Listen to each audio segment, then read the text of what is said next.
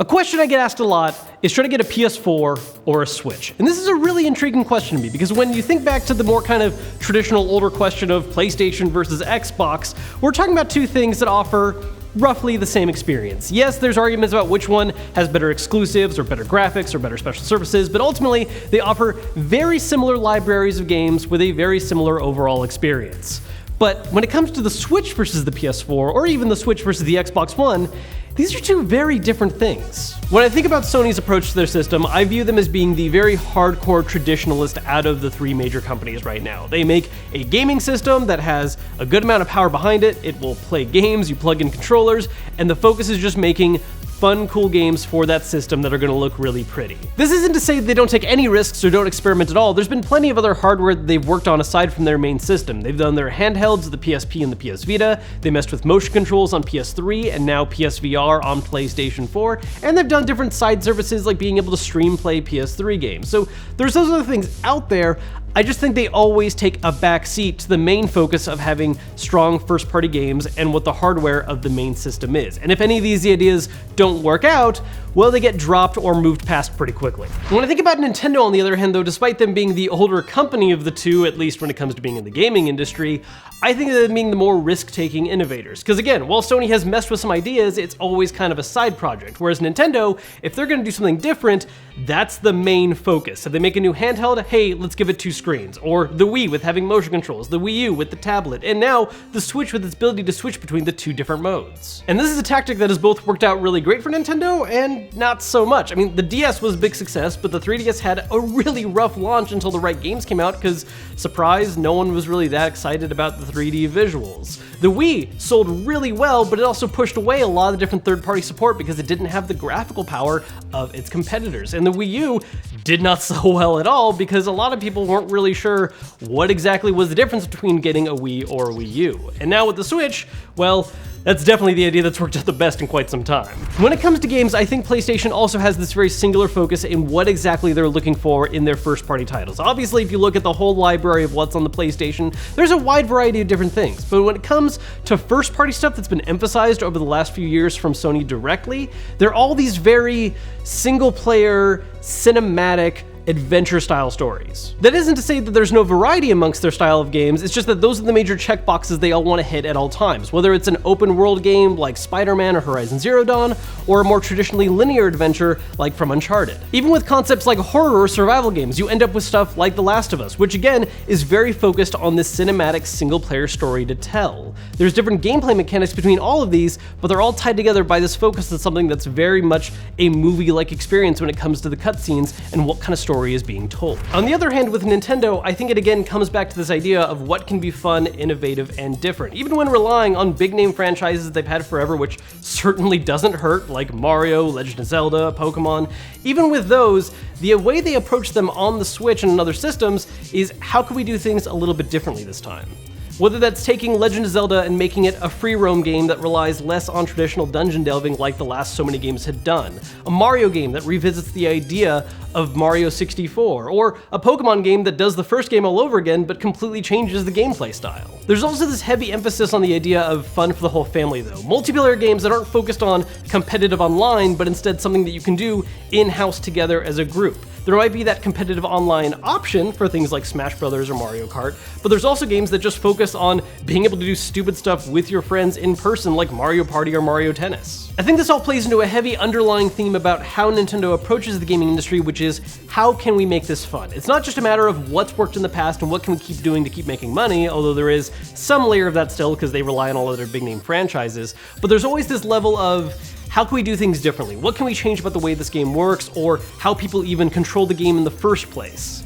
I mean, only with that kind of logic could you end up having a new game on their current successful system where you build a cardboard robot suit to wear in order to control a robot in-game. And then there's how well these companies play with each other, which in Sony's case, they don't. At least not entirely. Look, the PS4 has been very successful for Sony. It was a huge upgrade over the kind of middling experience of the PS3, and they had a very large opening momentum against both Nintendo and Xbox, at least until Nintendo released the Switch and Xbox off the One X model. And because of that huge opening momentum, they don't really care as hard for playing nice with some of them. One of the most noticeable ways this has happened is the idea of cross-platform play, where very few games allow you to play with other consoles, and even then, we weren't allowed to do that for a while until late last year, where they finally relented on very specific games like Rocket League and Fortnite. The idea of cross-platform play is not something that is considered an automatic anymore. It's just more of a, well, if the game gets large enough and enough people complain about it, yes, we'll try to make that happen, but otherwise, no. Of course, when it comes to the idea of third-party companies that are not in direct competition, there's a lot of playing nice. There's some awesome exclusives that come to the PlayStation that are from third-party companies. There are games that are only available on PlayStation or PC, and it's become the console home for them because, again, it has been the most successful platform, so of course people are excited to work with them on it. Cooperation on Nintendo's side, though, is something that's honestly really interesting to talk about and look at these days because it's a bit of a change in tune.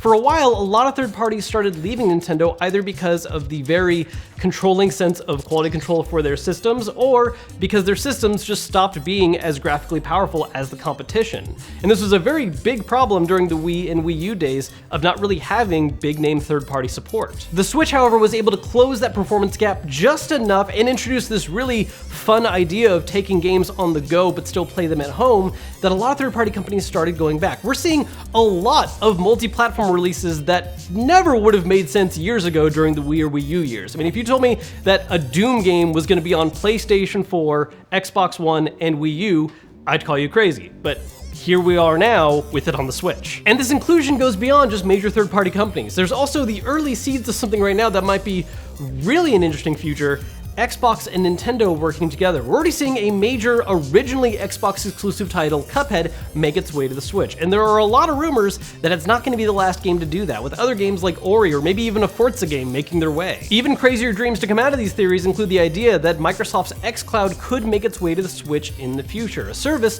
that would allow you to stream play major Xbox One titles, but in this case, on your Switch on the go. I mean, imagine that. A situation where you can play Sea of Thieves, or the new Gears game, or the new Halo game, all in handheld. It's a level of cooperation that was born out of the initial competitiveness between these three companies, but now it's kind of like they're working together to really overcome the current lead that Sony has. Something that makes this modern competition between Sony and Nintendo really interesting as well is the fact that they have shared history. Specifically, that Sony created the original PlayStation basically out of spite after Nintendo more or less betrayed them. Back in the late 80s, when Nintendo was working on the Super Nintendo, one of the deals they had was with Sony to develop a CD attachment for the system called the Super CD. This was based on some of the same concepts Nintendo had used for the original Famicom system, like the Famicom disc attachment. As part of this deal, Sony would get certain licensing rights to the games available on the systems, and would also release their own hardware called the PlayStation, which was a system that would play both Super Famicom games and the CD games all in one instead of being two separate components, again tracing a very similar lineage from what happened with the Famicom, where there was the Twin Fami. Well, Nintendo ended up deciding that they didn't really like the terms of this deal with Sony, so instead, on the side, they sought out a better deal in their favor with Philips. Fast forward to E3 1991, where Sony unveiled and showed off their Nintendo PlayStation, and the very next day, Nintendo announced their deal with Philips, surprising everyone, Sony included. Now, this right here wasn't the absolute end of the possible deal between these two companies. Nintendo and Sony did try working things out over time, but it never really healed up. So instead, Sony began taking the technology they had worked on for the Super CD and started working on their own dedicated system named after the hardware they were going to release, the PlayStation. Now, as a reminder, this was happening at a time when Nintendo was the big system to beat. Sure, they had some good competition for a little bit from Sega with the Genesis, Sega Mega Drive 16-bit CPU 搭載 but that didn't end up working out in the long run. And so Sony had a lot of stuff to go up against, but it ended up working out in their favor thanks to one very big factor: the move and focus to a CD-focused system instead of using cartridges. See, at the time, cartridges still had some advantages against CDs, namely the fact that they had much faster loading times, but at the same time, they were a lot more expensive to produce, something that wouldn't bother the owner of the console, like Nintendo, but was really annoying for any third-party companies that wanted to work with them. CDs, on the other hand, allowed for a lot more data to be stored on a given game, and was a lot cheaper to produce. This, combined with Nintendo's very micromanaging approach to quality control, caused a lot of third-party companies to make the move from Nintendo to PlayStation, taking a lot of big-name games that were usually associated with the Nintendo or Super Nintendo to now find a new home on Sony's platform. One of the most historically significant examples of this is the Final Fantasy series from Square, where the first 6 games and a number of spin-offs, at least in title, were all on Nintendo systems: the original Nintendo, the Super Nintendo, and Game Boy. But with the PlayStation, they released what is probably one of the most important works in the series and was a massive game changer, Final Fantasy VII. And this isn't the only major franchise to make that move. Series like Street Fighter, Mega Man, Castlevania all started making the move to PlayStation, forcing Nintendo to lose one of their big edges and instead have to focus on the strength of their first-party titles. While a lot of these bridges have now been mended, it's very clear to see how these major events from the 90s really impacted the current landscape of the gaming market. Also, by the way, that deal that Nintendo had with Philips, yeah, they never actually got a CD attachment for the Super Nintendo, but Philips still got their end of the bargain by getting to release some really nightmarish Zelda and Mario games on their own system, the CDI. Squad-a-la, we are up! The past is important, but it's also the future of these systems that I really care about. And I think something that's very interesting about this current landscape is that all three major companies are kind of going in different directions. Just looking at all these rumors and concepts and theories that have been going around lately, it seems like this next generation of gaming is going to be one of the ones defined the most by having each of the three companies cling to their own unique philosophies. I mean, we've had that a little bit in the past with Nintendo splintering off with the Wii, focusing less on graphics and more on how you actually interact with the game. But now even PlayStation and Xbox are going separate ways with different emphases on hardware versus software. With the way technology has been progressing, these companies are now focusing a lot more on actual concepts and not just redoing what has been happening over and over again each cycle. And there's no better sum up for that than what we're seeing right now with the question of should you get a Switch or should you get a PS4 or which one is better? Because it's not a simple answer. It's not just a, oh, well, this one's got the better graphics and this one's at the better price. No, they're different things, entirely different things. And whether you want one more than the other comes down to, well, you.